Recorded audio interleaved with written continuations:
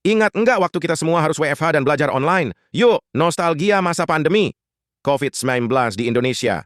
Perjalanan, dampak, dan perkembangan COVID-19 pertama kali terdeteksi di Indonesia pada 2 Maret 2020 ketika Presiden Joko Widodo mengumumkan 2 kasus positif pertama. Sejak itu, virus menyebar dengan cepat, mengakibatkan berbagai kebijakan pembatasan untuk mengendalikan penularan. 1. Perjalanan pandemi di Indonesia gelombang pertama, 2020. Setelah kasus pertama, jumlah pasien positif meningkat, terutama di kota-kota besar seperti Jakarta, Surabaya, dan Bandung. Pemerintah menerapkan pembatasan sosial berskala besar (PSBB) yang membatasi mobilitas warga, menutup tempat umum, dan mendorong kerja serta belajar dari rumah. Gelombang kedua 2021, varian Delta.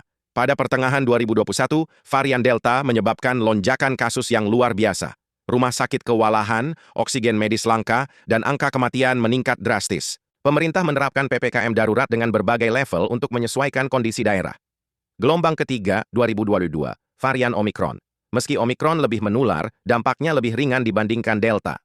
Karena tingkat vaksinasi yang lebih tinggi, sebagian besar pasien mengalami gejala ringan hingga sedang. Masa pemulihan, 2023, sekarang.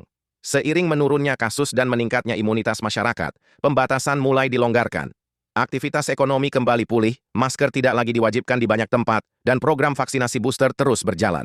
2. Dampak COVID-19 di Indonesia ekonomi. Banyak bisnis terpaksa tutup, terutama UMKM yang terdampak oleh pembatasan mobilitas. Namun sektor digital, e-commerce, dan layanan kesehatan mengalami pertumbuhan pesat. Pendidikan, sekolah beralih ke pembelajaran online, menyebabkan kesenjangan akses bagi siswa yang tidak memiliki fasilitas internet yang memadai. Kesehatan.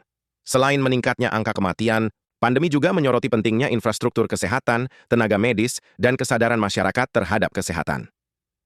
Gaya hidup. Kebiasaan seperti penggunaan masker, kebersihan tangan, dan social distancing menjadi bagian dari kehidupan sehari-hari meski mulai berkurang setelah pandemi mereda.